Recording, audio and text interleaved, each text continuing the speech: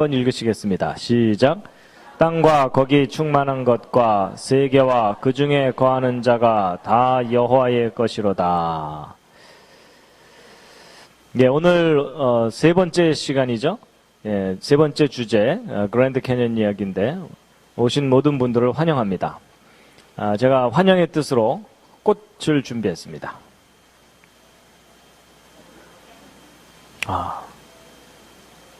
아주 깨끗하고 너무나 곱죠? 예. 자, 오늘은 이제 세 번째 주제, 그랜드 캐년의 비밀인데요. 다른 이야기들도 시간이 되는 대로 하나, 둘씩 소개해 드리겠습니다. 창세기 6장 13절에 있는 기록인데 함께 한번 읽으시겠습니다. 시작. 하나님이 노아에게 이르시되 모든 혈육 있는 자의 강포가 땅에 가득하므로 그 끝날이 내 앞에 이르렀으니 내가 그들을 땅과 함께 멸하리라. 여러분, 하나님이 이 세상을 홍수로 심판하셨던 일이 있었는데 그 홍수의 선명한 증거물 중에 하나가 이 그랜드 캐년입니다. 가보셨습니까? 가보신 분 있으시다 그러셨죠? 예, 몇 분 계시는군요. 예, 다른 분들이 아주 부러워하고 계십니다. 그랜드 캐년은 미국 아리조나주 쪽에 있습니다. 이 미국 땅하고 우리 한국 땅을 좀 크기를 비교해 놨는데 너무 차이가 나죠? 예, 제가 이 미국 땅을 우리 땅으로 만들 수 있는 방법을 생각해 냈습니다. 그게 뭐냐면 가능한 한 많이 이민을 가서 가능한 한 많이 낳는 겁니다. 그럼 언젠간 저게 우리 거가 될 것 같은 생각이 듭니다. 여러분, 성경 전체 역사인데요. 지난번에 대홍수 이야기할 때 잠깐 보셨죠? 이 대홍수 사건은 지금으로부터 대략 4300여 년 전에 지구상에 있었던 사건입니다. 하나님이 처음 창조하신 세상이 그 홍수로 인해서 완전히 파괴되고 우리는 지금 두 번째 세상을 살면서 이제 새로운 역사가 이렇게 흘러온 겁니다. 그 대홍수 때 맨 처음에 비가 40일 동안 내렸고 또 이 지구를 덮은 물이 150일 동안 지구 전체를 완전히 물로 덮고 있었다라는 것을 지난번에 말씀을 드렸는데요. 그리고 그 물이 빠지는데 또 150일이 걸리고 그리고 땅이 마르고 굳는데 2달 걸려서 이 대홍수 사건은 비가 내리기 시작해서부터 노아가 방주에서 나올 때까지 전체 기간이 364일이라고 말씀을 드렸습니다. 근데 적어도 5달 동안 지구 전체가 완전히 물에 잠겨 있게 되면 이 지구를 덮고 있는 물이 잔잔하게 덮고 있는 게 아니고 지구는 완전히 물에 덮여 있는데 달이 이 지구를 덮고 있는 물을 잡아당깁니다. 그럼 달 쪽으로 물이 몰리게 되고 그 반대편은 반작용으로 모이게 되거든요. 그럼 물은 양쪽으로 몰려 있는데 지구는 하루에 한 바퀴씩 자전을 해야 됩니다. 지구는 돌아야 되는데 물은 붙잡혀 있는 거니까 이 물이 지구를 휩쓸고 돌게 됩니다. 그러면 이 지구상에는 높은 곳과 낮은 곳이 있는데 거기가 다 물에 잠겨 있기 때문에 얕고 좁은 곳에서는 물이 빨리 흐르고 깊고 넓은 곳에서는 물이 천천히 흐르게 됩니다. 그럼 거대한 물이 여기를 휩쓸고 지나가면 이 산들을 다 깎아내가지고 싣고 가다가 깊고 넓은 곳을 만나면 거기다가 그 흙들을 쭉 쌓아놓게 되는데 이런 일이 하루 이틀 있었던 것이 아니라 적어도 5달 동안 반복적으로 일어납니다. 그럼 이 지구상의 높은 산들은 다 허물어지고 그리고 얕은 곳은 계속 휩쓸려오는 그 흙들이 겹겹이 쌓이면서 엄청난 규모의 퇴적층을 형성하게 됩니다. 근데 전지구적인 대홍수 심판이 있었다면 이런 일은 반드시 지구상에 일어나게 됩니다. 그럼 정말 성경에 나오는 대로 이런 일이 지구상에 있었다면 지구 곳곳에 엄청난 규모의 퇴적층들이 발견돼야 되거든요. 근데 그 흔적이 남아 있다고요, 없다고요? 예, 남아 있는 정도가 아니라 우리가 지금 그 흔적들 위에서 살고 있는 겁니다. 그래가지고 이 전지구적인 규모의 이 퇴적이 있었다는 것에 대한 선명한 증거가 가장 잘 보이는 곳 중에 하나가 바로 이제 오늘 소개해드리려는 그랜드 캐년입니다. 여기 가보시면 이 퇴적층들이 엄청난 규모로 쌓여 있는데요. 지난번에 보신 대로 이 계곡의 이 깊이가 이 퇴적층의 두께가 1km를 훨씬 넘어갑니다. 그리고 거기에 계곡이 푹 파여 있어서 이 퇴적층이 아주 선명하게 보이는데 곳곳에 이런 절벽이 있어갖고 요 위에서부터 이 밑에까지 떨어지는데도 한참 걸린다 그랬죠. 예, 회개할 충분한 시간이 있다고 말씀을 드렸었습니다. 근데 이제 보통 사람들이 여기 관광을 가게 되면 요 위에 올라서서 그 계곡 아래를 내려다보면서 구경을 하게 돼 있습니다.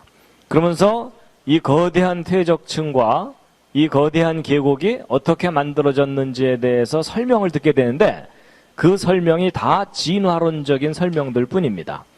그래서 학교에서 배우는 진화론에서는 고생대라는 시절이 있었다고 하는데 이 고생대 한 3억 년 기간 동안 이 퇴적층이 쌓였다는 겁니다. 그리고 이것이 비바람에 깎여나가는데 한 7천만 년쯤 걸렸다 이렇게 얘기를 합니다. 그럼 일반 사람들은 내용을 모르니까 저런 설명을 그냥 믿을 수밖에 없습니다. 그래서 이 그랜드 캐년이 수억 년에 걸쳐서 만들어진 것이다 라고 그렇게 이제 믿을 수밖에 없게 되는데, 여러분이 그랜드 캐년이 수억 년 동안 만들어졌다는 이 설명은 틀린 설명입니다.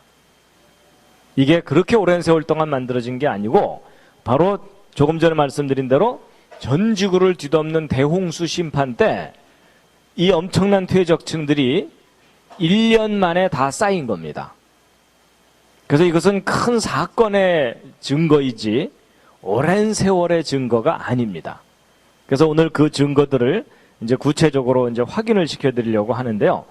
이제 오늘 인생 계획에 없던 지질학 공부를 하시게 된 겁니다. 이 그랜드 캐년 이제 설명드리기 전에 이제 성경을 한 곳 함께 한번 보실 텐데요. 여호수아 4장에 있는 기록인데 함께 한번 읽으시겠습니다. 시작. 이것이 너희 중에 표징이 되리라. 후일에 너희 자손이 물어 가로되 이 돌들은 무슨 뜻이뇨 하거든.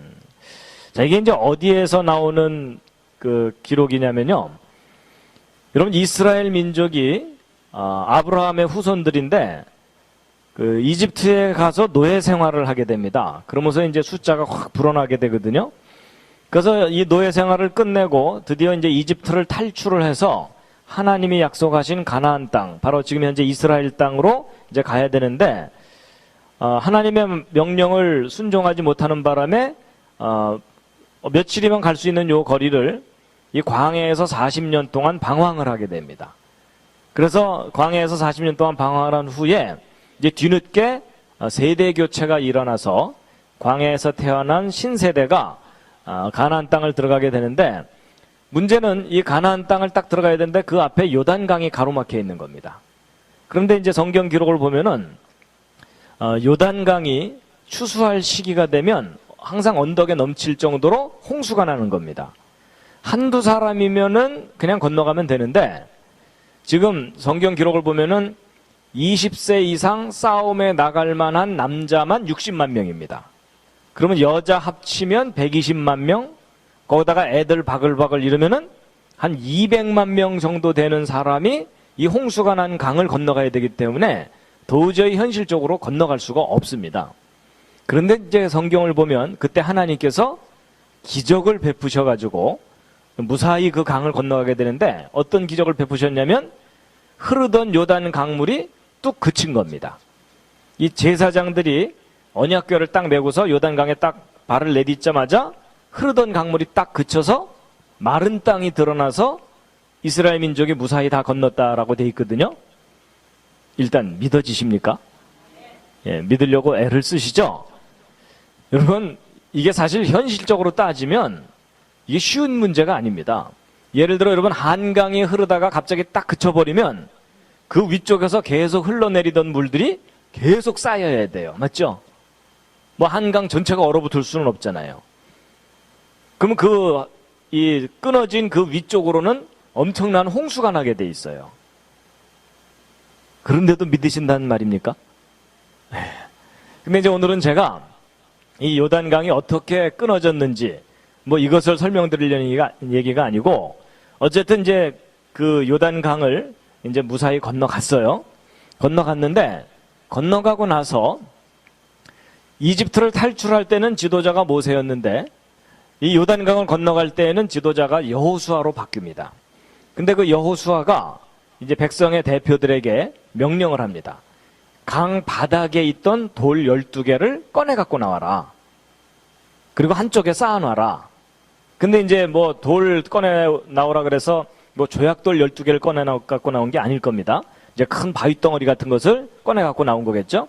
그리고 이제 한쪽에 쌓아놔라. 그러고 나서 이제 여호수아 4장 6절이 그 다음에 이제 한 말이거든요. 다시 한번 읽어보시겠습니다. 시작. 이것이 너희 중에 표징이 되리라.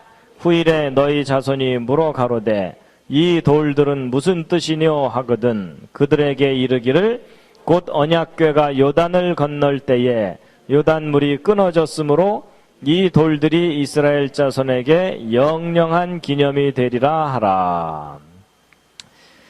이제 나중에 이 후손들이 이 돌 이거 무슨 뜻이에요? 이렇게 물어보거든 뭐라고 대답을 해주라는 겁니까?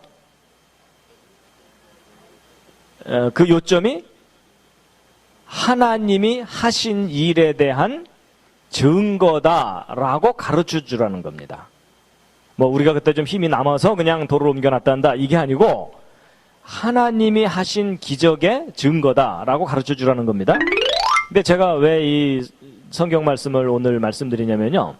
제가 이 구절을 그랜드 캐년에다가 적용을 해보았습니다. 함께 한번 읽어보시겠습니다. 시작.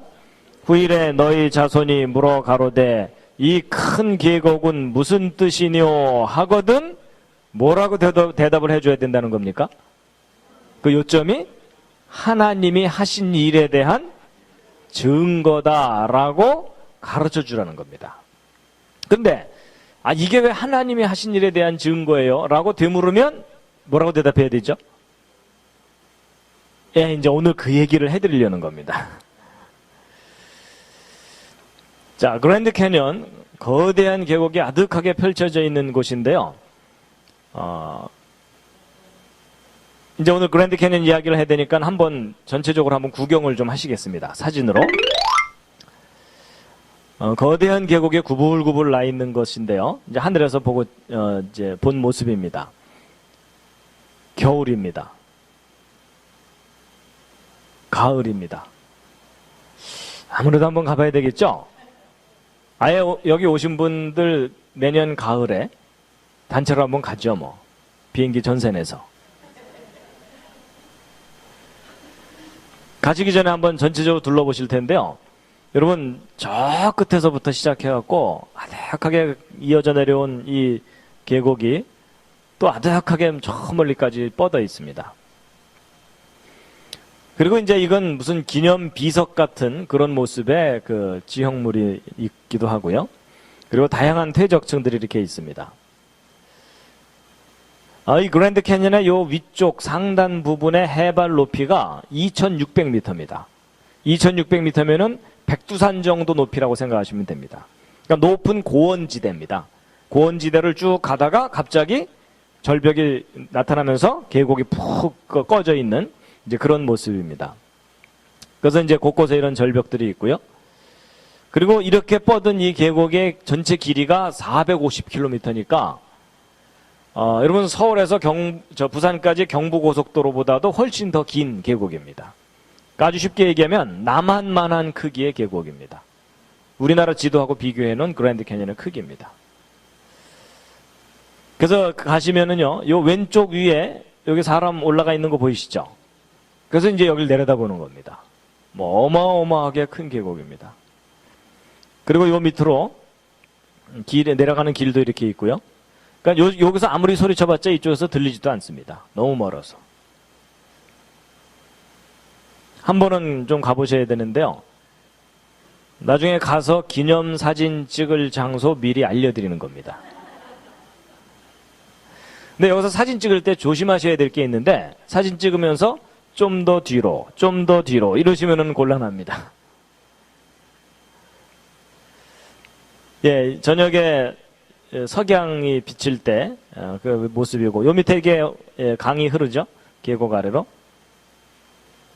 예, 참 신비스러운 모습이죠. 예. 가시면 래프팅도 한번 하시기 바랍니다. 몇 명 탔다가 한 명 흘리고 뭐 이러면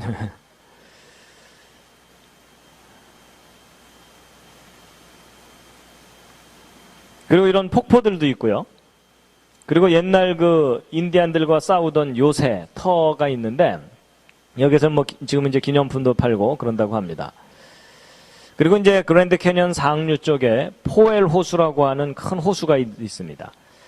이거 무슨 케이크 조각 같아 보이죠?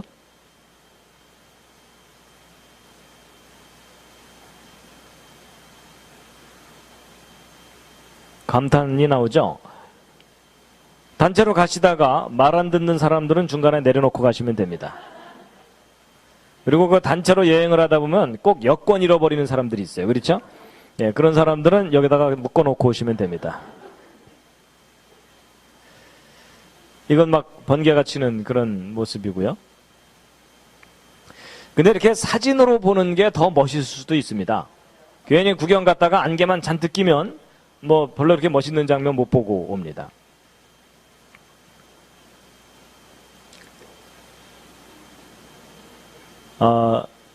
이게 참 신기한 이 침식지형인데요. 여기는 이제 그랜드 캐년이 아니고 이 그랜드 캐년에서 좀 북쪽으로 브라이스 캐년이라고 하는 좀 새로운 곳입니다. 거기에 이렇게 침식 지형이 발달해 있는데 지금은 이게 아주 빠르게 침식되어 가고 있다고 합니다. 이런 기둥 하나하나가 꽤 큰데요. 이런 기둥 밑으로 지금 사람들이 개미떼처럼 내려가는 거 보이십니까? 그리고 이것은 좀 남성적인 분위기의 계곡인데 시온 계곡이라고 하는 곳입니다. 자이언 캐년이라 그래서 성악 연습하려면 이런 데 가서 해야 되겠죠. 그래서 이제 그랜드 캐년, 자이언 캐년, 브라이스 캐년 유명한 세 개의 큰 계곡이 있는데 그랜드 캐년이 압도적으로 이제 제일 큽니다. 그리고 이제 계곡 아래쪽으로 내려가는 길도 있어가지고요. 이제 보통 사람들은 걸어서 내려갔다 오고 돈 좀 있는 사람들은 말 타고 내려갔다 오고 돈 좀 더 많은 사람들은 비행기 타고 왔다 갔다 하고 이러는 겁니다.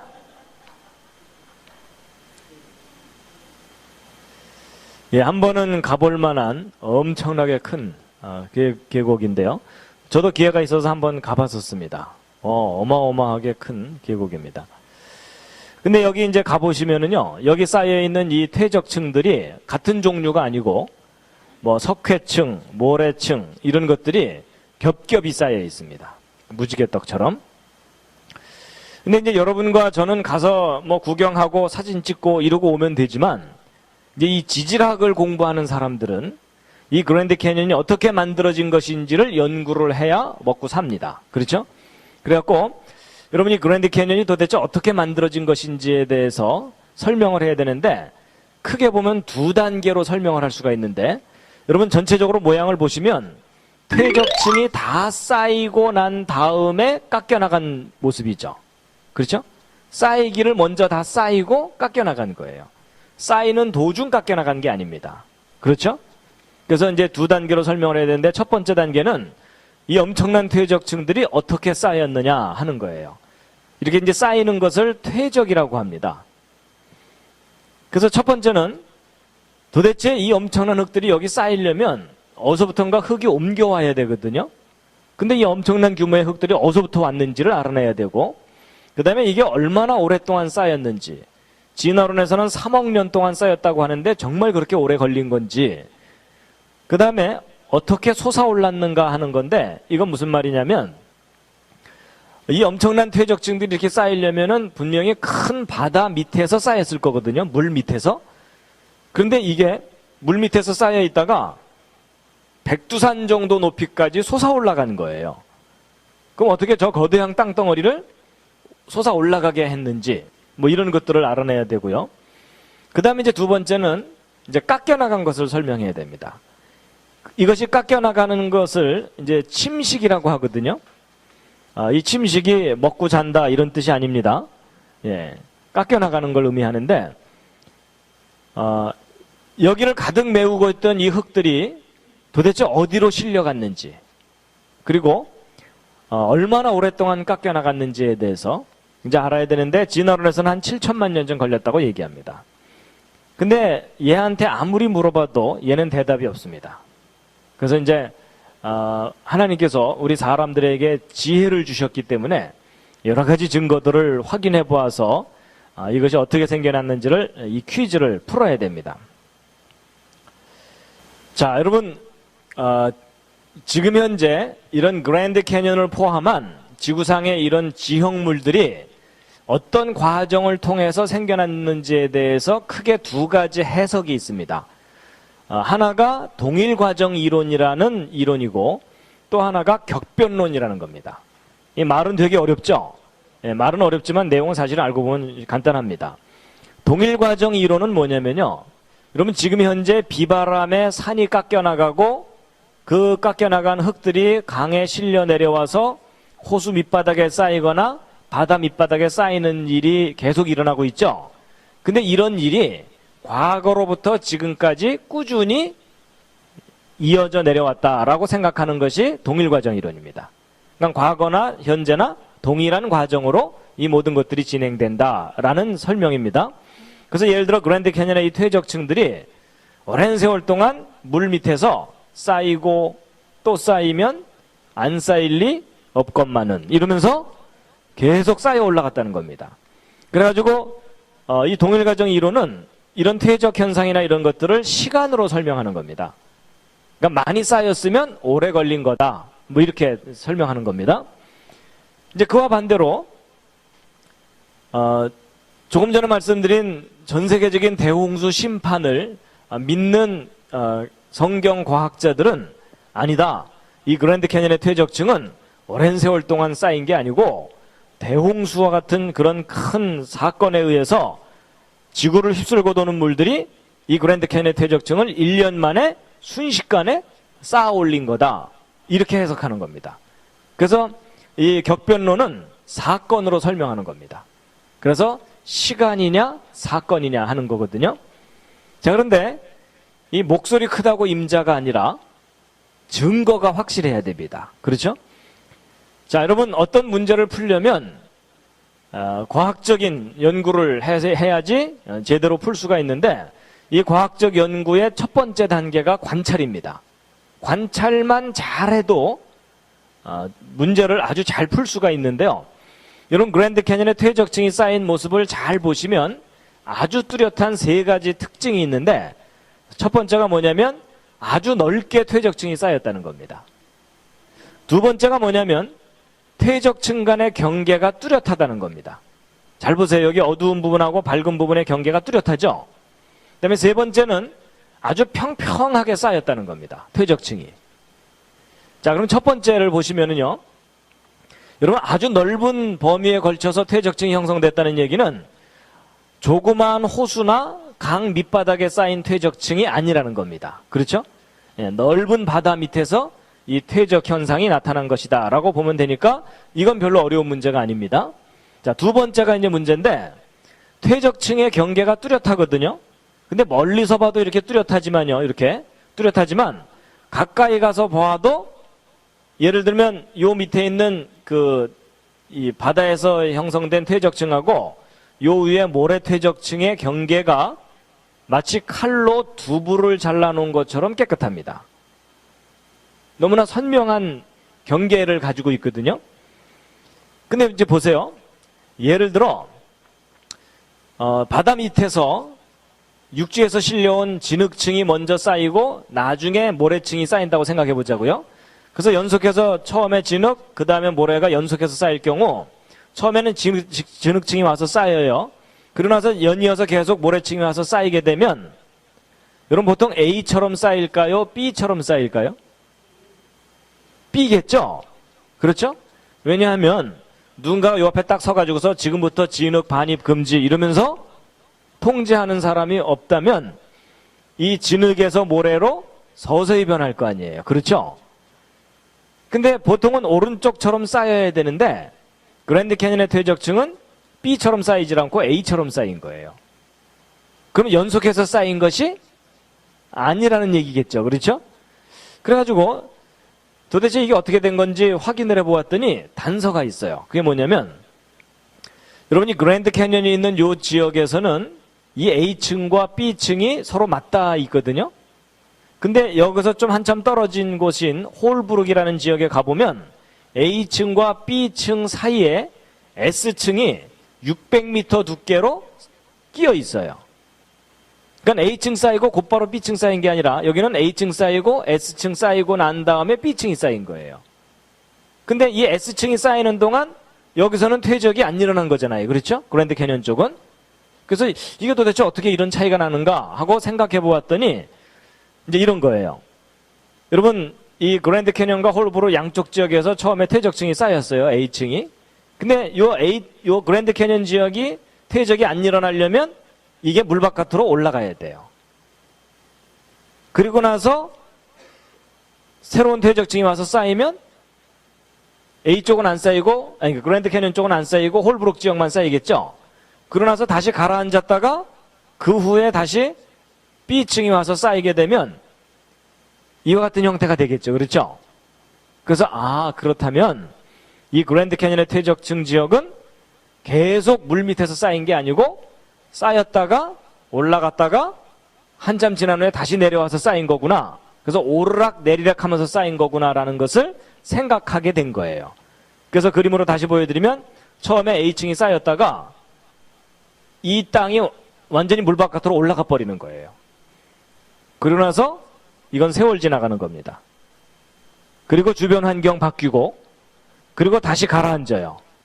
가라앉은 다음에 새로운 퇴적층이 와서 쌓이면 이렇게 뚜렷한 경계를 가지고 새로 쌓일 수가 있겠죠.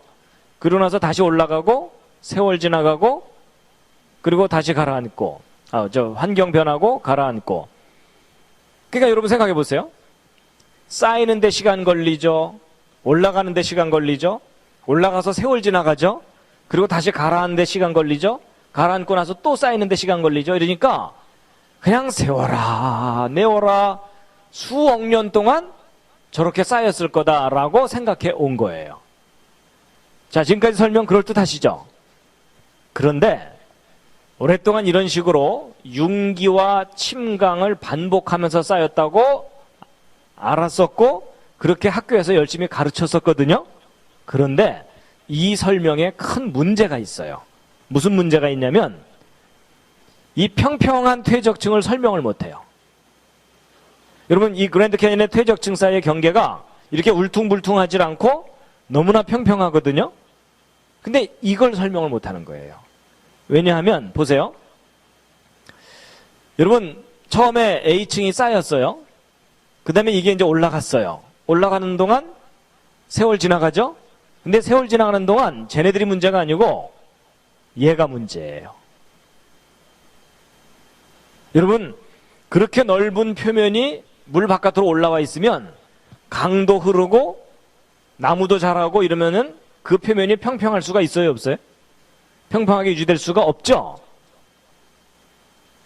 그러면 그 경계면이 이렇게 울퉁불퉁하게 그 세월의 흔적이 남아 있어야 되는데 희한하게도 그랜드 캐년의 퇴적층은 그 경계면이 이렇게 울퉁불퉁을 하지 않고 너무나 평평하게 쌓여 있는 거예요. 그러니까 이게 오르락 내리락 하면서 쌓였다는 설명이 앞뒤가 안 맞는 거예요. 그러니까 그동안 열심히 사람들에게 가르쳤던 그 이론이 틀린 거라는 거죠. 그럼 도대체 이 그랜드 캐년의 퇴적층이 평평하면서 뚜렷한 경계를 갖고 어떻게 그렇게 넓게 쌓일 수 있느냐라는 것을 설명할 수 있는 다른 모델이 필요합니다. 그런데 이 그랜드 캐년의 퇴적층이 어떻게 만들어졌는지에 대해서 중요한 단서들이 발견되기 시작했어요. 그게 뭐냐면 첫 번째가 물이 흐르면서 퇴적이 된 거예요. 여러분, 이 그랜드 캐년의 이 퇴적층 중에 붉은 석회암 퇴적층이 있거든요.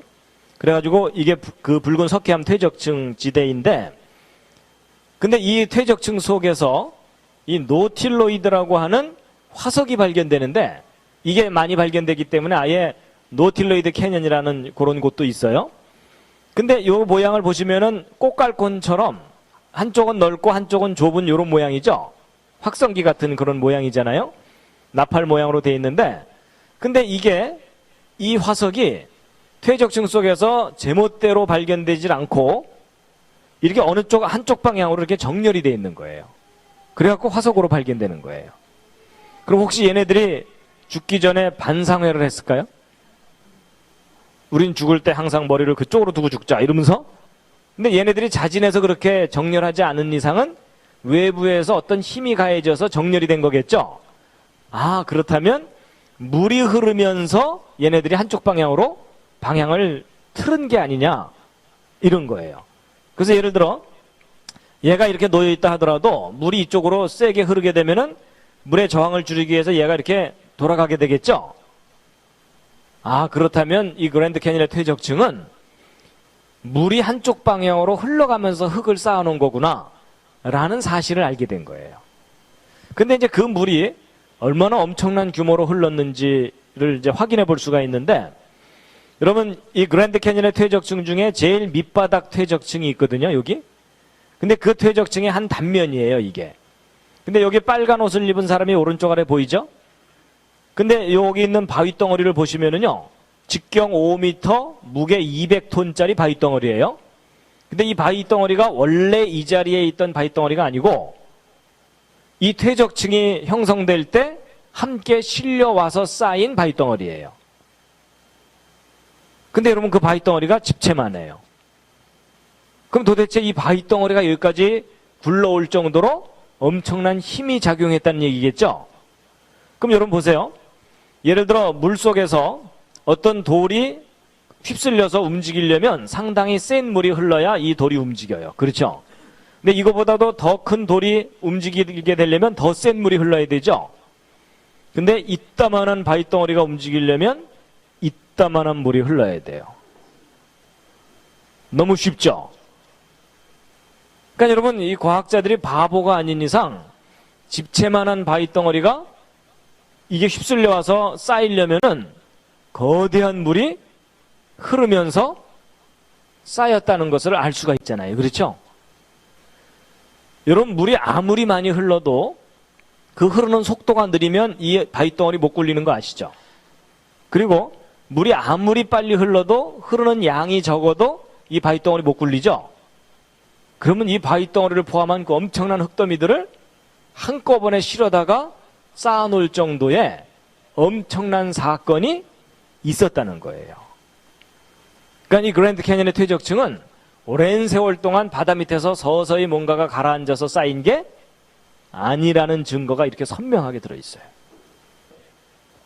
이 그랜드 캐니언 지역만 퇴적층이 형성된 거냐 하면 그렇지가 않고요. 전 지구에 걸쳐서 퇴적이 일어났다는 너무나 강력한 증거가 확인이 됩니다. 이제 그게 뭐냐면, 여러분 지금 현재 지구 표면에는 화산도 터지고 강도 흐르고 이러죠.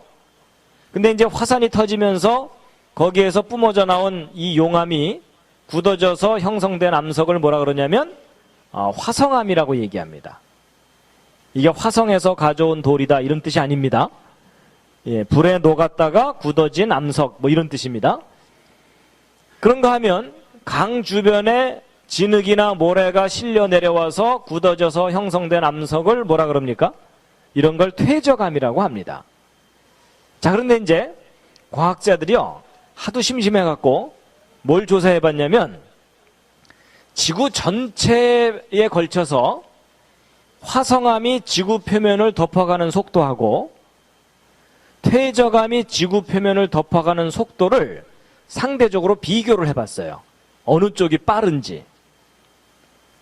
자, 여러분 화성암이 지구 표면을 덮는 속도하고 퇴적암이 지구 표면을 덮는 속도가 지금 현재 어느 쪽이 빠를까요? 옆에 있는 분과 상의해 보시기 바랍니다. 별로 도움은 안 되겠지만 상의 좀 해주시기 바랍니다. 서로 모르는 처지니까 우기셔도 됩니다. 심심하시면 옆에 있는 분하고 점심 내기를 하셔도 됩니다. 둘 중에 하나 고르시면 됩니다. 자, 여러분의 한번 의견을 확인해 보도록 하겠습니다. 자, 1번 화성암이 더 빠를 것 같다 라고 생각하시는 분 몇 분 내려주시고요. 아니다, 퇴적암이 더 빠를 것 같다. 그쪽이 좀 더 많은가요? 예, 내려주시고요. 어느 쪽이 빠를 것 같습니까? 예, 정답은 화성암이 훨씬 빠릅니다. 그러니까 화산이 터져서 쏟아져 나온 것이 지구 표면을 덮는 속도가 압도적으로 빨라요. 그럼 보세요. 정말 이런 식으로 계속 시간이 흐르면 지구 표면은 뭐가 더 많이 덮어야 되겠어요? 당연히 화성암이 더 많이 덮어야 되겠죠? 그러니까 정말 이 지구가 과거로부터 지금까지 동일한 방법으로 저렇게 진행돼 왔다면 지금 현재 지구 표면은 화성암이 압도적으로 많이 덮고 있어야 돼요. 근데 여러분 실제로 지구 표면을 지금 현재 확인해 보면 놀랍게도 퇴적암이 훨씬 더 많아요. 이게 좀 이상한 거거든요. 그럼 이제 보세요. 만약에 지금 현재 화성암이 지구 표면을 덮어가는 속도가 빠르다는 얘기는 앞으로 시간이 흐르면 흐를수록 화성암이 더 많아지고 퇴적암은 줄어든다는 얘기겠죠? 그렇죠? 그럼 미래에는 이렇게 될 텐데 과거로 거꾸로 거슬러 올라가면은 지금 현재 이런 상태라면은 그리 오래지 않은 과거에 어떤 상태가 있었다는 거겠어요? 퇴적암이 지구 전체를 덮고 있던 때가 있었다는 얘기겠죠? 제가 무슨 얘기를 하려는 건지 짐작을 하시겠습니까? 여러분 정말 성경에 기록된 대로 지금 현재로부터 그리 오래지 않은 과거에 전 지구가 완전히 퇴적층으로 덮이는 대홍수 심판이 실제로 지구상에 있었다는 거예요. 여러분 이것은 지구 전체에 걸쳐서 조사한 통계 자료이기 때문에 부정할 수 없는 너무나 강력한 그리고 선명한 증거예요.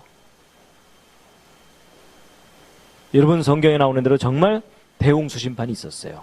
왜냐하면 땅속을 보아도 땅속은 화성암이 95%예요. 그러니까 이것의 비례로 보아도 더군다나 이 화산이 터지면서 화성암이 지구 표면을 덮어가는 속도가 훨씬 빠르다는 얘기는 지구 표면에 퇴적층이 그렇게 많이 존재할 수가 없다는 얘기예요. 그런데 이렇게 많은 퇴적층이 지구 표면에 존재한다는 얘기는 그리 오래지 않은 과거에 전 지구가 완전히 물에 잠기는 대홍수 심판이 있었다는 얘기입니다.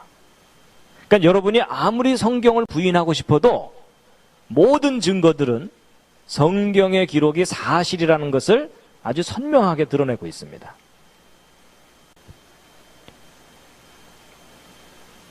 하여튼 성경 좀 믿어주시면 감사하겠습니다.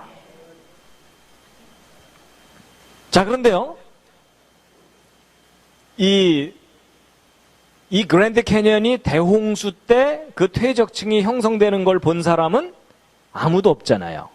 맞죠? 이 중에 혹시 계십니까? 이럴 때 손 드는 분이 계시면 잘 돌봐드려야 됩니다.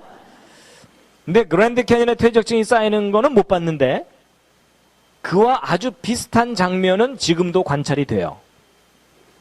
자, 그 예를 들면 여러분 1980년 5월 18일 여러분 이 날이 혹시 무슨 날인지 기억하십니까? 어른들은 기억하실 텐데요. 여러분 저게 바로 5.18 그 광주 그 사건이 있었던 그날입니다.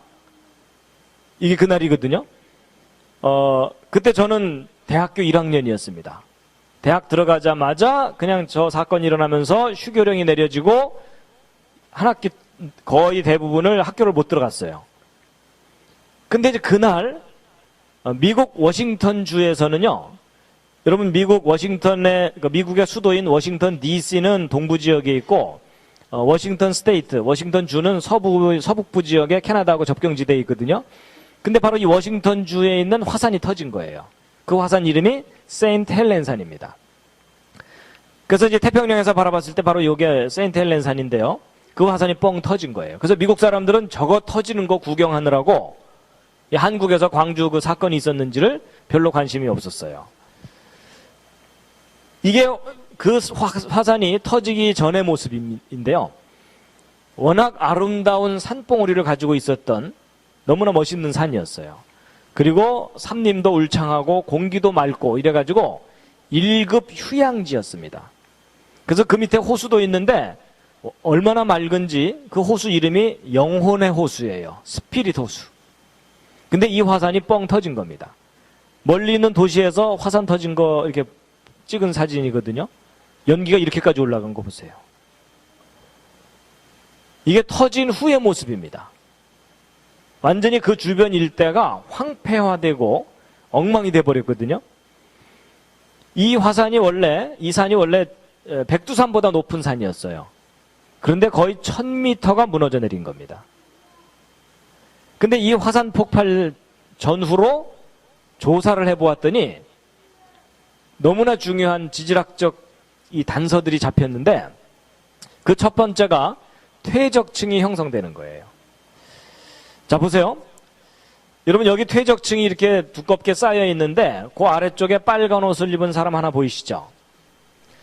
여러분, 이 퇴적층이 도대체 얼마 동안 쌓였느냐 하는 건데, 여러분, 보통 진화론적인 관점의 지질학에서는 퇴적층이 30cm 정도 쌓이려면 평균 한 5000년쯤 걸린다, 이렇게 해석하고 있어요.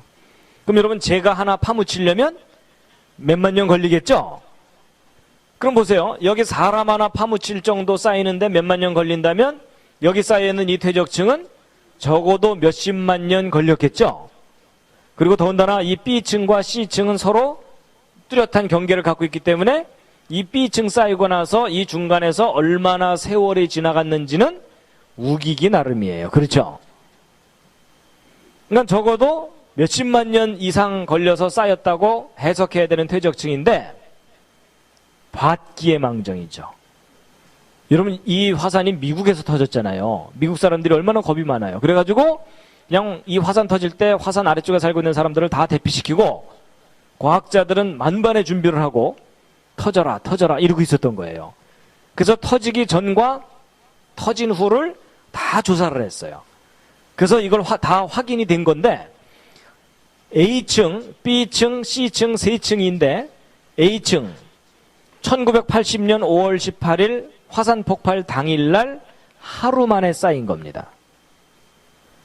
두 번째 퇴적층 B층 한 달 후쯤에 또 하루 만에 쌓인 거예요. C층 2년쯤 지난 후에 이 화산이 계속 활동하면서 다시 쏟아져 내려온 것이 하루 만에 쌓인 거예요. 그럼 여러분, 이 밑에서부터 이 위에까지 쌓이는데 실제 걸린 시간 며칠? 3일이에요. 전체 기간은 2년 정도 걸렸지만 실제로 쌓이는 데만 걸리는 시간은 3일밖에 안 돼요. 받기의 망정이죠. 이거 안 봤으면 몇 년?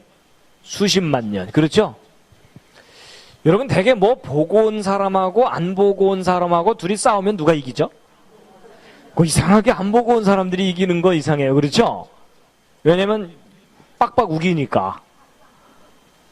그럴 땐 져줘야 돼요. 그렇죠? 근데 이기느냐 지느냐가 문제가 아니라 사실이 중요하잖아요. 그렇죠? 근데 여러분, 이게 쌓이는데 3일 걸린 거예요. 3일 만에 이렇게 퇴적층이 얼마든지 두껍게 쌓이는데, 근데 이제 보세요. 여러분, 하루 만에 왕창 쌓인 것하고 뭐 수십만 년 동안 서서히 쌓인 것하고는 뭔가 내부 구조가 좀 다르지 않겠느냐, 이런 생각도 언뜻 드시죠. 하루 만에 왕창 쌓인 건 뒤범벅이 돼서 쌓일 거고 수십만 년 동안 서서히 쌓인 건 겹겹이 쌓일 거다, 이런 생각도 드시잖아요. 근데 보세요. 이 B층을 보시면은요, 이 줄무늬가 가로로 이렇게 있죠.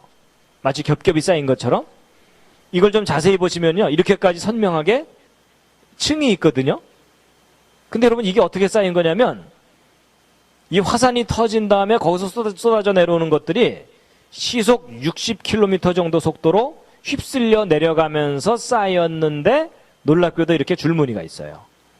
아주 미세하게는 이렇게까지 세밀한 줄무늬가 있어요. 근데 여러분, 생각해 보세요. 휩쓸려 내려가면은 서로 뒤범벅이 되면서 쌓이게 될 텐데 저렇게 줄무늬가 생기는 게 좀 이상하죠. 여러분, 저 줄무늬가 생기는 이유가 뭐냐면, 이제 이걸 이제 확인해 보기 위해서 실험을 했어요. 실험을 했는데, 여러분, 이 평균 직경 0.2mm짜리 고운 모래하고 평균 직경 0.6mm짜리 굵은 모래를 이 두 개를 섞었어요. 섞은 다음에 여기 있는 비커에다가 넣고서 요 깔때기를 통해서 흘러내리게 했거든요. 그랬더니 요 밑에 쌓이게 되는 거예요. 근데 이제 보세요. 여기 비커에도 섞여 있죠. 깔때기에서 흘러내리면서도 섞이죠. 쌓이면서도 섞이죠. 그러면 요 밑에서 쌓일 때는 완전히 뒤범벅이 돼갖고 쌓여야 될 거 아니에요? 근데 우리 생각에는 그렇게 쌓일 것 같은데 이 밑에 쌓이는 모습을 보았더니 놀랍게도 이렇게 삼겹살처럼 쌓여요. 희한하죠?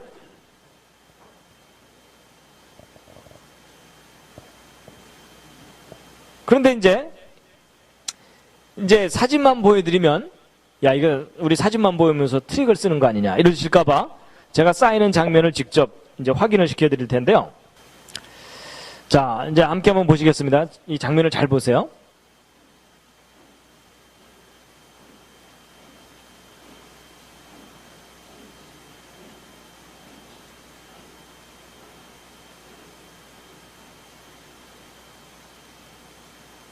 보셨죠?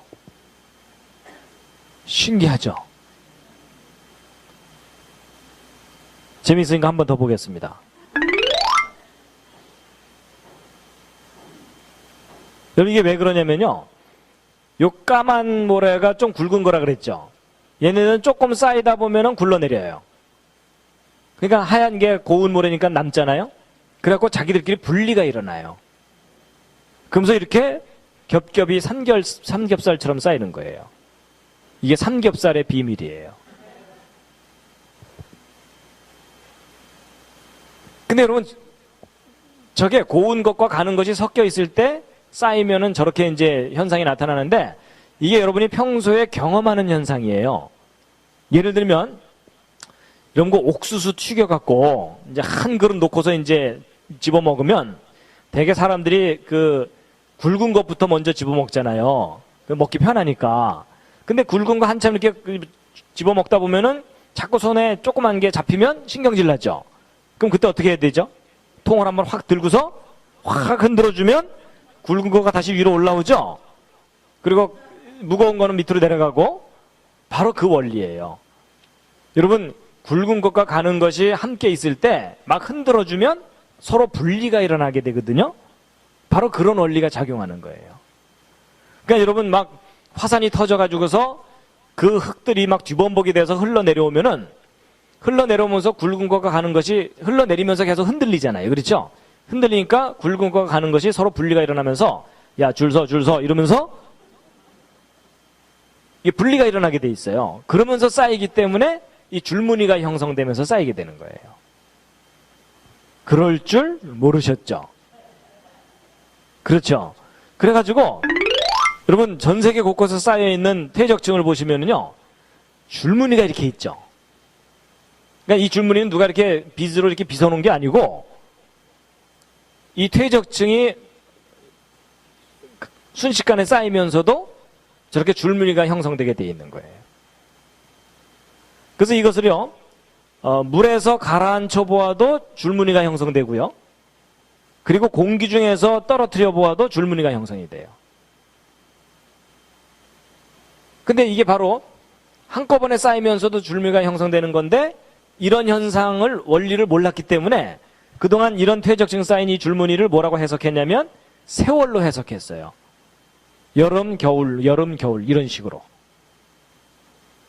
그동안 오해하고 있었던 거예요. 실제로 이제 호주에서 있었던 일인데요. 이 호주의 어느 바닷가에 이 백사장이 자꾸 없어지니까 이쪽에 있는 모래를 실어다가 이 앞바다에다가 뿌렸어요. 그랬더니 어느 날 파도에 이 모래들이 바닷가 쪽으로 밀려 나온 거예요. 그래서 하룻밤 사이에 이만큼이 밀려 나왔거든요. 근데 하룻밤 사이에 밀려 나왔는 이 모래 퇴적층의 단면을 사진 찍어 보았더니 줄무늬가 옆으로 이렇게 쭉쭉쭉 있어요. 이거 받기의 망정이죠. 이거 안 봤으면 또 뭐라고 해석해야 돼요?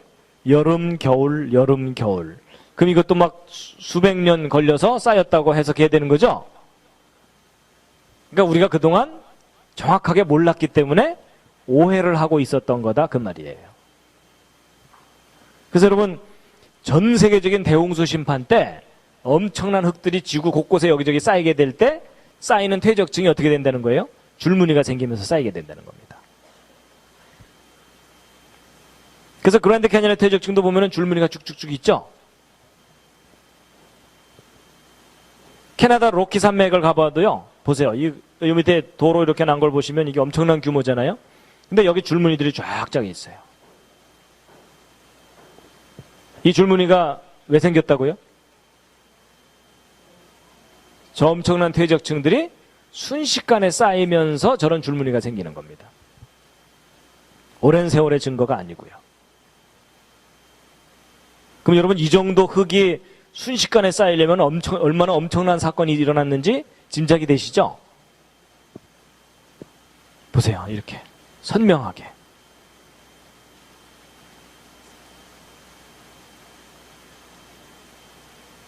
그래서 이제 앞으로 어디 여행 다니시다가 이런 줄무늬들이 쭉쭉 있는 걸 보거든 세월의 증거다라고 우기시면 안 됩니다. 어떤 사건에 대한 증거들입니다. 자, 이제 오늘의 가장 중요한 요점 장면을 보여드릴 텐데요. 도대체 전 지구를 휩쓸면서 돌았던 이 홍수가 이 그랜드 캐니언 이 거대한 퇴적층을 어떻게 그렇게 1년 만에 쌓아놓을 수 있었는지 이제 원리를 실험을 통해서 확인을 시켜드릴 텐데요. 여러분, 이분은 피에르 줄리앙이라고 하는 퇴적 실험 연구하는 박사님인데 미국 콜로라도 주립대학에서 이제 실험실을 갖고서 연구를 하는 분입니다. 그래서 산사태가 나면 그 흙들이 휩쓸려 내려와서 어떻게 퇴적되나 이런 거를 이제 연구하기도 하고 퇴적 현상에 대해서 연구하는데 뭐 퇴적 현상 연구하는 분이 이분만 있는 게 아니라 아주 많은 분들이 여러 가지 실험을 하면서 연구를 하다가 이 그랜드 캐니언의 퇴적층이 어떤 원리로 쌓인 것인지를 밝히는 중요한 실험을 한 게 있어가지고 그걸 이제 소개해드리면은요. 이런 그랜드 캐니언의 퇴적층이 그렇게 평평하게 쌓인 이유 중에 하나가 뭐냐면 지구를 휩쓸고 도는 물이 흙을 싣고 가다가 일정한 두께의 퇴적층을 형성하면서 앞으로 가는 겁니다. 이 원리가 뭐냐면 여러분, 여기보다는 여기가 좀 더 깊죠. 그러니까 물이 여긴 좀 빨리 흐르다가 여기서 갑자기 느려지죠. 그럼 여기서 흙을 싣고 가다가 여기서 갑자기 느려지니까 요 앞에다가 흙을 에고 하면서 쌓아놓게 돼 있어요. 그럼 일정한 두께의 퇴적층이 물 흐르는 방향으로 앞으로 전진을 하게 돼 있습니다. 그럼 퇴적층이 한 층 쌓이고 그 다음에 또 한 층이 와서 쌓이고 이런 식으로 층이 쌓이면 계속 겹겹이 퇴적층이 쌓이게 되는 거예요. 근데 여러분, 지금 이 장면은 굉장히 생소하죠. 근데 여러분, 실제로 이렇게 퇴적층이 쌓이는 것을 이제 보실 텐데요. 잘 보세요. 여기를 기준으로 보시면은 앞으로 점점 진행하고 있죠. 퇴적층이. 그렇죠? 보셨죠? 바로 이런 식으로 퇴적층이 형성되는 거예요. 그러니까 대홍수 때 물이 한쪽 방향으로 흐르게 되면 이 흙들이 실려와 갖고 계속 요 앞에 쌓이는 겁니다.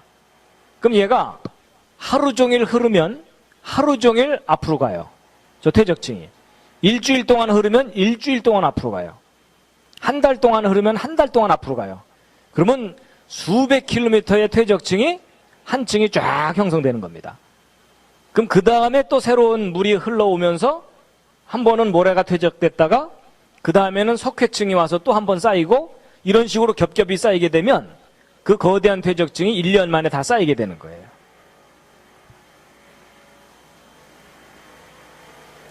그래가지고요, 이 퇴적층이 맨 처음에 쌓이기 시작하는 부분도 잠깐 보실 텐데요. 여기 잘 보시면요. 여기서 이제 흙탕물이 올라옵니다. 올라오면은 이제 요 앞부분, 요 퇴적면 밑에 보시면 여기 잘 보시면 여기 하나가 딱 생겨갖고 앞으로 전진하고 있죠. 그렇죠? 이제 그래서 한 층이 딱 생기면 조금 전에 그 원리로 앞으로 계속 자라나가는 거예요. 그래서 실제 이제 대홍수가 일어났을 때 물 밑에서 어떤 일이 벌어지는지를 보실 텐데요. 여러분, 여기는 막 깎아냅니다. 깎아낸 흙들을 여기 싣고 갑니다. 이렇게 오른쪽으로. 그러다가 여기 좀 깊어지면 여기다 쌓아놓고, 그다음에 평평할 때는 싣고 가기만 해요. 흙들을. 그래서 싣고 가다가 여기 쌓일 수가 없는 거가 조금 쌓여봤자 물이 또 다시 깎아내니까 평평하게 유지가 돼요. 그리고 쭉 가다가 여기 약간 깊어지면 여기다 쌓아놓는 겁니다. 그리고 이게 점점점 얕아지니까 물이 점점점 빨라지니까 조금씩 깎아내고, 그러다가 또 싣고 가다가 여기서는 쌓아놓고 여기를 막 깎아내고. 그러니까 대홍수 때 지구 표면을 물이 휩쓸고 지나가면 물속에서 저렇게 다양한 현상이 나타나는 거예요. 그럼 쌓이는 곳은 계속 쌓이겠죠? 깎여나가는 곳은 계속 깎여나갈 거고, 그렇죠? 그래서 지구 전체가 평평하게 돼버리는 거예요. 근데 이게 지구 전체에 걸쳐서 일어나기 때문에 엄청난 규모의 퇴적층이 겹겹이 쌓일 수 있다는 겁니다. 지금 굉장히 중요한 장면을 보신 겁니다. 그럼 이제 여러분, 퇴적층 밑바닥이 처음부터 평평하지 않을 수도 있죠. 그러면 이제 우리 생각에는 요게 이렇게 요걸 따라서 쌓일 것 같죠? 아닙니다. 그렇게 쌓이질 않는 것이 왜 그러냐면, 여러분, 여기보다는 여기가 좀 더 깊죠? 좀 더 깊으면 좀 더 느리죠? 좀 더 느리면 좀 더 많이 쌓이게 되겠죠? 바로 그런 원리가 작용해갖고 이렇게 일정한 두께로 쌓여오다가 이 부분에 와서는 더 많이 쌓여요. 이런 식으로 딱 쌓이고 나면은, 한 번 지나가고 나면 표면이 거의 평평해져 버립니다. 그럼 그 다음부터는 무지개떡이에요. 그래가지고 바로 이게 무지개떡의 비밀이에요. 그리고 여기 튀어나온 부분도 마찬가지예요. 여기보다는 여기가 얕죠. 조금 얕으면 조금 더 빨리 흐르죠. 조금 더 빨리 흐르면 조금 덜 쌓이죠. 그러니까 쌓일 때 여기서는 조금 쌓이고 여기서는 많이 쌓이기 때문에 바닥이 울퉁불퉁했어도 금방 평평하게 되는 이유가 이 원리 때문에 그래요. 그 다음부터는 무지개떡이에요. 그러니까 여러분, 전 지구를 돌아다녀 보면은 이 퇴적층들이 평평하게 쌓여 있는 이유가 바로 이런 원리들이 작용하기 때문에 이 퇴적층이 옆으로 성장하면서 형성이 되면 평평한 퇴적층이 형성되게 돼 있어요. 그러니까 조금 전에 보신 이 장면이 너무나 중요한 사실을 우리에게 깨닫게 해주는 장면이에요. 대홍수 때 퇴적층이 어떻게 쌓였는지를.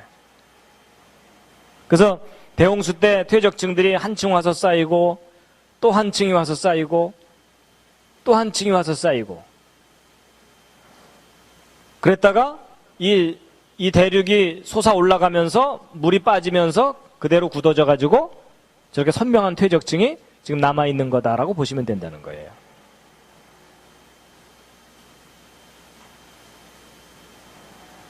그러니까 여러분, 이런 연구하는 할 일 없는 과학자들 필요합니다. 많이 지원해 주시기 바랍니다. 자, 그래서 이 그랜드 캐니언의 주 퇴적층을 진화론에서는 막 고생대 3억 년 동안 쌓였다고 하는데, 그게 아니라 대홍수 때 1년 만에 이 퇴적층이 쌓인 거예요. 그런데 이제 여러분이 그랜드 캐니언을 구경을 가시게 되면 이 그랜드 캐니언의 주 퇴적층 밑에 깔려 있는 요 퇴적층들이 있거든요. 요게 이제 뭐냐면, 성경을 연구하던 과학자들이 야, 이게 혹시 천지창조 때 만들어진 퇴적층이 아니겠느냐라고 보고 있어요. 여러분, 이 그랜드 캐니언의 주 퇴적층이 고생대 퇴적층으로 진화론자들이 분류를 하거든요. 근데 그 밑에 깔려있는 퇴적층이 있는데 그걸 선캄브리아기 퇴적층이라 그래가지고 요 경계면을 선캄브리아기 부정합 이래가지고서 이 매끄럽게 쌓이질 않고 이 서로 뭔가 서로 다르게 쌓여 있다고 이제 보고 있는데, 여러분, 그 진화론을 주장하는 지질학자들은 이 고생대의 제일 아래쪽 퇴적층을 캄브리아기라고 하고 있고, 그보다도 그 이전에 캄브리아기 이전에 쌓인 퇴적층을 선캄브리아기 퇴적층이라고 보고 있어요. 그래서 이 선캄브리아기와 캄브리아기의 경계를 대략 한 5억 5천만 년 전쯤이라고 보고 있거든요. 그래서 이제 진화론자들은 이렇게 분류를 하지만 성경을 믿는 과학자들은 이 고생대 이 그랜드 캐니언의 주 퇴적층을 대홍수 퇴적층이라고 보고 있어요. 근데 이제 그 밑에 깔려있는 이 퇴적층이 이게 도대체 뭐냐 하는 건데, 이게 성경을 이렇게 들여다봤더니 이게 천지창조 때 형성된 퇴적층일 수가 있다라고 해석을 하는 거예요. 자, 이게 뭘 근거로 그렇게 해석을 하는 거냐면요. 이 천지창조 퇴적층, 여러분 창세기 1장을 보면 하나님께서 6일 동안 천지를 창조하시는데요. 창조 둘째 날 지구를 덮고 있는 물을 하늘 위의 물과 하늘 아래로 나누신 것은 지난번 노아홍수 이야기할 때 잠깐 말씀을 드렸는데, 이 하늘 위에 떠 있던 물들이 대홍수 때 쏟아져 내렸다고 돼 있죠. 근데 창조 셋째 날을 보시면 지구를 덮고 있던 물이 한쪽으로 물러가고 대륙이 솟아 올라옵니다. 그러니까 이 처음에 지구가 물로 완전히 덮여 있었는데 이 물이 물러가면서 대륙이 솟아 올라가는 거예요. 근데 여러분, 조그마한 땅덩어리도 아니고 거대한 이 대륙을 덮고 있던 물이 바다 쪽으로 휩쓸려 가게 되면 얘네들이 그냥 갈까요? 뭔가를 싣고 갈까요? 아무래도 여기 있는 엄청난 흙들을 싣고 가겠죠. 그것도 하루 만에 대륙이 솟아 올라오려 그러면 물이 엄청나게 빨리 빠져나가면서 엄청난 양의 흙들을 실어 가서 쌓아놓게 돼 있어요. 맞죠? 그럼 여러분, 천지창조 셋째 날 거의 전 지구에 걸쳐서 퇴적 현상이 또 나타나겠죠. 그렇게 퇴적 현상이 나타났다가 셋째 날 이후에는 지구상에 특별한 일이 없어요. 그러다가 대홍수 심판 때 지구 전체를 뒤덮는 대홍수가 있으면서 퇴적층이 형성되겠죠. 그럼 여러분, 성경을 보면은, 성경을 근거로 본다면 이 지구 역사상 두 번의 큰 퇴적이 있게 되는데 창조 셋째 날하고 대홍수 때예요. 그렇죠? 그런데 이 창조 셋째 날 형성되는 퇴적층과 대홍수 때 형성되는 퇴적층 사이에는 뚜렷한 차이가 하나 있어요. 무슨 차이가 있을 것 같습니까? 옆에 있는 분과 한번 상의해 보시기 바랍니다.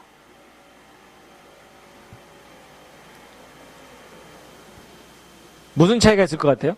이 창조된 순서를 잘 보시면 어디에는 뭐가 있는데 어디에는 뭐가 없어요. 그 뭐가 뭘까요? 잘 생각해 보시면 화석이에요. 화석. 여러분, 여기 순서를 보시면 대륙이 솟아 올라오고 난 다음부터 식물과 동물들이 만들어지죠.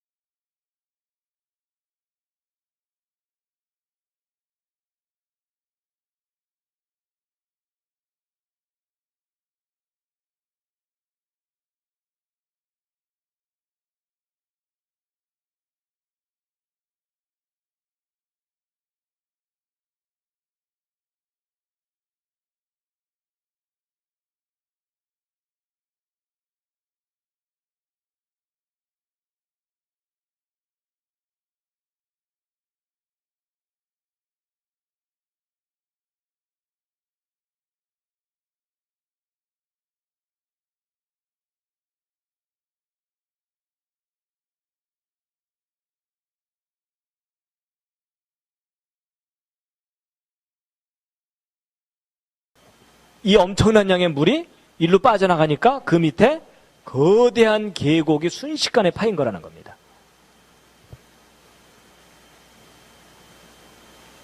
그래서 여기가 카이바 플래토인데 이 부분이에요. 그 위에 호수가 뻥 터지면서 계곡을 순식간에 깎아놓은 거라는 거죠. 수천만 년 동안 깎여나간 게 아니고. 그래서 여러분 이 물난리가 나면 그 물의 힘에 의해서 이렇게 많은 것들이 파괴되는 거 아시죠? 그래서 예를 들어 여기 댐이 이렇게 있는데 예를 들어 여기까지 가로막혀 있었다면 엄청난 물이 여기 쌓여 있는 거거든요. 근데 어느 날 이 부분이 뻥 터져 버리면 이 물들이 다 이쪽으로 쏟아져 내려가는 거예요. 그럼 이 아래쪽은 거대한 계곡이 생깁니다. 여러분 여기에 댐을 하나 만들어 놨더니 엄청난 양의 물이 쌓였어요. 이렇게. 근데 어느 날 여기가 뻥 터지면 이 엄청난 양의 물이 일로 다 빠져나가야 되죠. 그럼 이 밑에는 그 물이 흐르면서 계곡을 더 깊이 푹 파놓게 돼 있어요.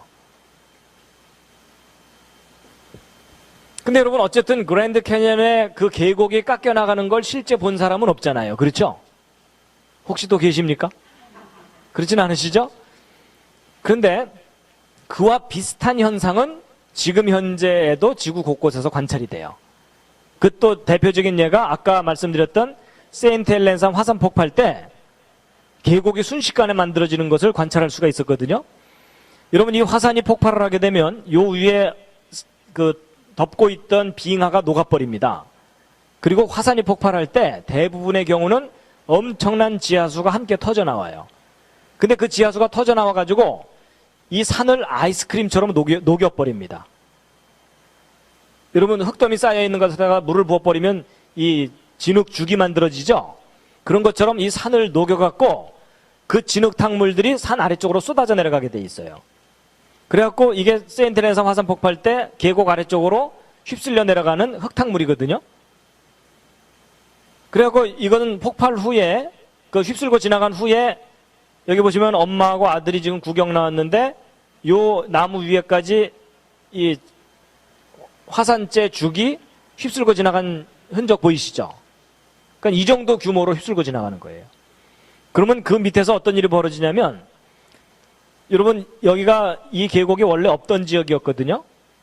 퇴적층만 있던 지역이었는데 화산에서 쏟아져 내려온 그 흙탕물이 휩쓸고 지나가면서 이 계곡을 순식간에 파놓은 거예요. 그래서 그렇게 파여진 계곡의 한 단면이 이 왼쪽 사진이거든요. 여러분 이 계곡이 3일 만에 깎여나간 건데 이 절벽이 얼마나 높은지 아시려면은요, 이 절벽 위에 여기 사람 보이세요? 보이시죠? 그러니까 이 절벽이 얼마나 높은 절벽인지 대충 짐작이 되시죠? 여기서 굴러떨어지면 중상 내지 사망입니다. 그렇죠?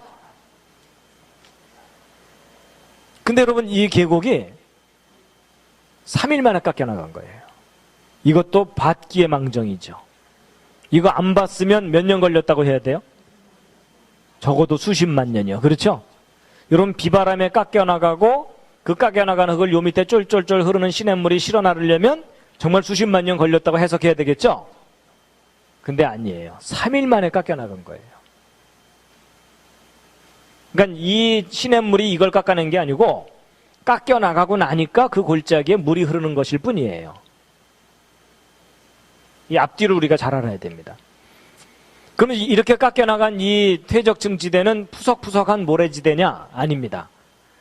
여러분 이 깎여나간 절벽을 그 밑에 내려가서 옆면을 바라보았더니 응회암이라고 하는 암석지대가 깎여나가는 거예요. 여러분 바위를 커팅하면서 지나가 버린 거예요. 근데 왜 이렇게 엄청난 파괴력으로 깎여나가냐면요, 여러분 흙탕물이 흐르면 물만 흐르는 게 아니라 이런 돌멩이들이 함께 막, 이 돌멩이, 자갈 이런 것들이 함께 막 휩쓸려 내려갑니다. 그럼 그게 이 땅을 푹 파놓게 되는 거예요. 근데 이제 보세요. 이런 두꺼운 퇴적층과 이런 깊은 계곡을 순식간에 만들어 놓은 그 세인트 헬렌산 화산 폭발은 역사상 가장 큰 화산 폭발이 아니고 다른 큰 폭발들에 비교해보면 비교적 작은 화산 폭발이에요. 그런데도 이렇게 두꺼운 퇴적층과 깊은 계곡을 순식간에 만들어 놨잖아요. 그렇게 본다면 이 세인트 헬렌산 화산 폭발보다 훨씬 더 큰 규모의 어떤 격변이 있게 되면 더 큰 규모의 퇴적층과 계곡을 순식간에 쌓아놓고 깎아낼 수 있다예요. 그렇죠? 그게 바로 그랜드 캐니언이에요.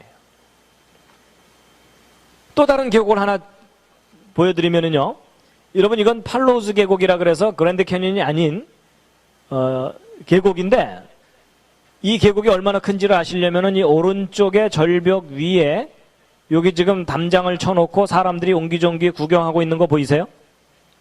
보이시죠? 그러니까 이게 얼마나 큰 계곡인지 짐작하실 거예요. 근데 여러분 이 팔로우즈 계곡이 만들어지는 거를 직접 관찰을 했어요. 원래 여기에 계곡이 없었는데 그 위쪽에 미졸라 호수라는 큰 호수가 있었거든요. 그래서 이게 미졸라 호수인데 그 호수물이 넘치면서 엄청난 양의 물이 여기를 휩쓸고 지나가니까 이 계곡이 순식간에 이렇게 깎여나간 거예요. 근데 왜 이렇게 여기만 이렇게 깊게 깎여나가면요, 원리가 이런 겁니다. 예를 들어 이 바닥에 물이 쫙 흐르잖아요. 여기가 만약에 그냥 흙바닥이라고 생각해 보자고요. 물이 흐르면 처음에는 골고루 흘러가다가 어느 한쪽이 살짝 패이면 글로 물이 더 많이 지나가죠. 더 많이 지나가면 더 패이죠. 더 패이면 더 많이 지나가죠. 그럼 한번 살짝 패인 지역은 글로 물이 집중적으로 지나가면서 더 깊이 푹 파이게 되는 게 원리예요. 이게 소위 그 까니마 똑까 전법입니다. 확 이해가 되시죠?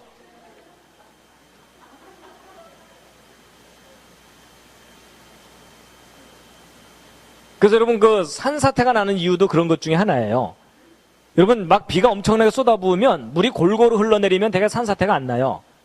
근데 얘네들이 모여갖고 한번 어느 부분을 딱 파놓기 시작하면 글로 집중적으로 물이 흘러내리죠. 그렇죠?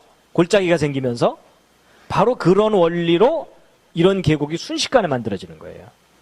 그러니까 여기도 마찬가지로 요 밑에 흐르는 이 강물이 이 계곡을 깎아낸 게 아니란 얘기예요. 엄청난 양의 물이 한꺼번에 일로 확 지나가면서 계곡을 만들어 놓았는데 그 후에 그 계곡을 따라서 물이 흐를 뿐이에요. 이해가 되시죠?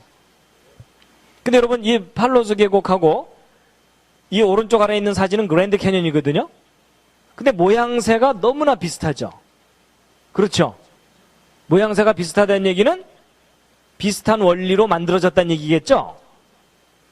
그러니까 결국 팔로우즈 계곡보다도 규모만 엄청나게 더 클 뿐이지 같은 원리로 순식간에 깎여나간 거다 그 말입니다.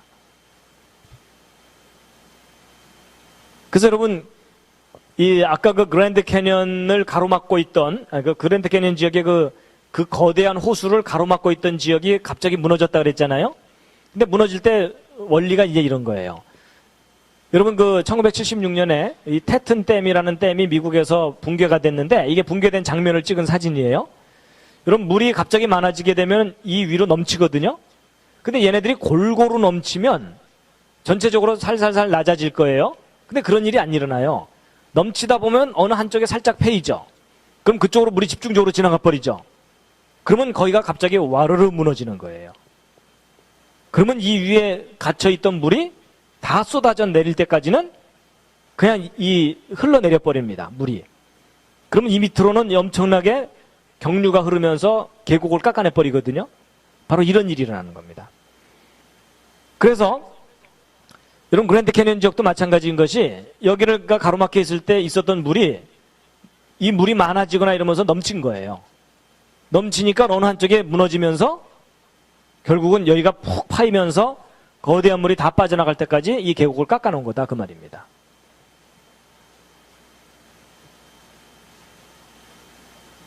그래서 이 태평양이거든요. 이 왼쪽 아래가. 여기는 호수가 뻥 터지면서 이 물이 태평양까지 휩쓸려 내려간 거예요. 그래가지고 여기 보시면은요. 여기가 그랜드 캐니언인데 여러분 여기서 깎여나간 흙의 양만 해도 엄청나거든요. 근데 만약에 이게 이 콜로라도 강에 의해서 오랜 세월 동안 서서히 실어 나른 거라면 여기서 깎여나간 흙들이 이 주변에 많이 쌓여 있어야 되거든요. 근데 여기서 그렇게 많은 흙이 깎여나갔는데도 이 강 주변에는 여기서 깎여나간 흙들이 쌓여있질 않아요. 그렇다는 얘기는 오랜 세월 동안 서서히 깎여낸 게 아니란 얘기예요. 이 호수가 어느 날 뻥 터지면서 이 물이 여기까지 그냥 휩쓸고 지나가 버린 거죠.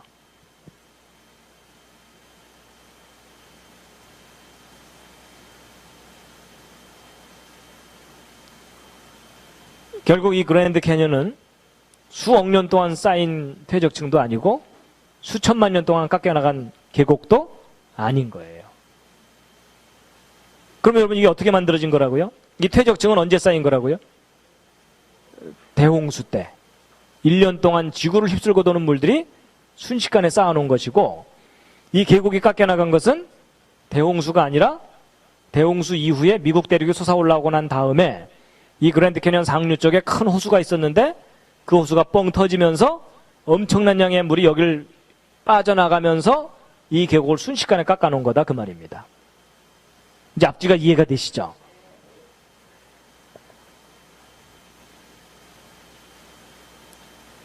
이제 오늘은 설명을 들었고 아무래도 직접 현장에 가서 확인해야 되겠죠? 여러분, 얘네들이 이렇게 남아있다는 얘기는 과거에 여기가 흙으로 가득 메꿔져 있었다는 얘기겠죠? 근데 얘네들만 남기고 그 엄청난 흙들이 사라진 거잖아요?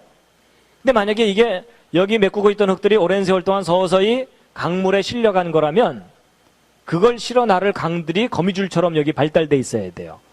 근데 여기는 그런 강의 흔적이 없어요. 그냥 어느 날 얘네들만 남겨놓고 중간에 메꾸고 있던 흙들이 그냥 갑자기 사라져버린 거예요. 그러니까 거대한 물이 여기도 휩쓸고 지나가면서 얘네들만 남겨놓은 거겠죠. 그렇죠? 그러니까 그날 밤 얘네들이 얼마나 무서웠겠어요.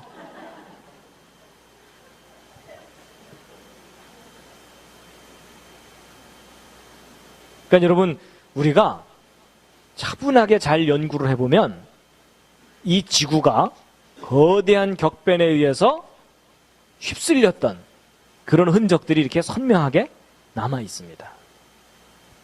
그러니까 이 그랜드 캐년을 포함한 이런 모든 것들은 오랜 세월이 아니에요.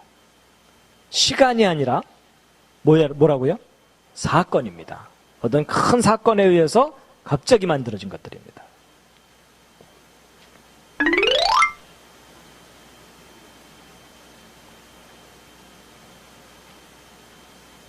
자, 다시 한번 읽으시겠습니다. 시작.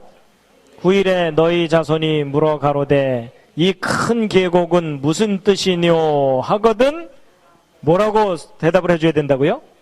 이제 나중에 손주들 손 붙잡고 가서 저게 도대체 무슨 뜻이에요 물어보거든 가장 중요한 요점. 얘야, 저건 하나님이 하신 일에 대한 증거란다. 근데 왜 저게 하나님이 하신 일의 증거예요? 이러고 따지고 들면 어떻게 하면 된다고요? 얘야, 그때 내가 듣기는 들었는데 정리가 안 됐단다. 이제 이러시면 곤란하다는 겁니다. 그게 아니라 얘야, 저건 두 단계로 설명을 해야 되는데 저기 쌓여있는 저 엄청난 퇴적층은 언제 쌓인 거라고요? 대홍수 심판 때 지구를 휩쓸고 도는 그 물들이 1년 동안 저걸 다 쌓아놓은 거란다. 그리고 저 계곡이 푹 깎여나간 것은 언제? 홍수 때가 아니고 홍수 이후에 이 미국 대륙이 바다 속에서 솟아 올라오고 난 후에 이 그랜드 캐년 저 위쪽에 큰 호수가 있었던 흔적이 선명하게 남아있는데 그 호수물이 뻥 터져가지고 이쪽 지역을 휩쓸고 지나가면서 이 거대한 계곡을 순식간에 깎아놓은 거란다 라고 설명하면 된다는 겁니다. 그렇죠? 얘야, 그때 내가 저거 파느라고 힘들었단다 이러시면 안 된다는 겁니다. 근데 여러분, 안타까운 사실은 여기 관광을 가게 되면 이게 수억 년 세월 동안 만들어진 거다라는 그런 앞뒤가 안 맞는 설명을 관광객들마다 보고 듣고 그 안내책자들을 읽고 돌아온다는 사실이에요. 그러니까 여러분, 이 세상을 물로 심판하셨던 하나님이 보시기에 얼마나 황당한 상황이에요. 그렇죠? 그러니까 결국 성경을 믿는 우리가 적극적으로 해야 될 일은 뭐냐면 세상 사람들에게 아니다, 이건 하나님이 이 세상을 물로 심판하신 증거다라고 열심히 우리가 외쳐야 된다는 겁니다. 그래서 그랜드 캐년이 어떻게 만들어진 것인지에 대해서 이 진화론이 아니라, 여러분 보세요. 이 그랜드 캐년의 퇴적층이 수억 년 동안 쌓인 게 아니고 1년 만에 쌓인 거라면 그걸 수억 년 동안 쌓였다고 해석하는 진화론이 맞는 거예요? 틀리는 거예요? 틀리는 거예요. 그러니까 여러분, 이 고생대라는 시절이 실제 있었던 거예요? 없었던 거예요? 여러분, 고생대라는 시절은 실제 지구상에 없었던 거예요. 대홍수 1년 만에 쌓인 퇴적층을 3억 년이라고 해석하면서 과장을 해놓은 것이 진화론이에요. 분명히 대홍수가 지구상에 있었습니다. 그 선명한 증거가 그랜드 캐년이에요. 여러분, 지금부터 4300년 전은 물의 심판이었거든요. 근데 이 지구가 마지막 심판을 겪게 된다고 되어 있어요. 근데 그 마지막 심판은 무슨 심판입니까? 불의 심판입니다. 성경에 써 있습니다. 그래서 베드로후서 3장에 있는 기록인데 함께 한번 읽으시겠습니다. 시작. 이로 말미암아 그때 세상은 물의 넘침으로 멸망하였으되 이제 하늘과 땅은 그 동일한 말씀으로 불사르기 위하여 간수하신 바 되어 경건치 아니한 사람들의 심판과 멸망의 날까지 보존하여 두신 것이니라. 아멘. 여러분, 대홍수 사건이 실제 있었던 사건이 아니라 신화라면 불의 심판도 그냥 신화처럼 역사 속에 나타나지 않을 겁니다. 근데 대홍수가 실제 있었던 사건이기 때문에 마지막 심판도 분명히 이 땅에 임하게 될 겁니다. 비록 심판의 증거이긴 하지만 이곳에는 아직도 창조의 아름다움이 남아 있습니다. 여러분, 이 계곡에 핀 꽃이에요. 그러니까 하나님께서 이 세상을 우리 죄 때문에 심판도 하시지만 여전히 하나님의 창조의 아름다움은 이 땅에 남아 있습니다. 마지막 꽃다발입니다. 수고 많으셨습니다.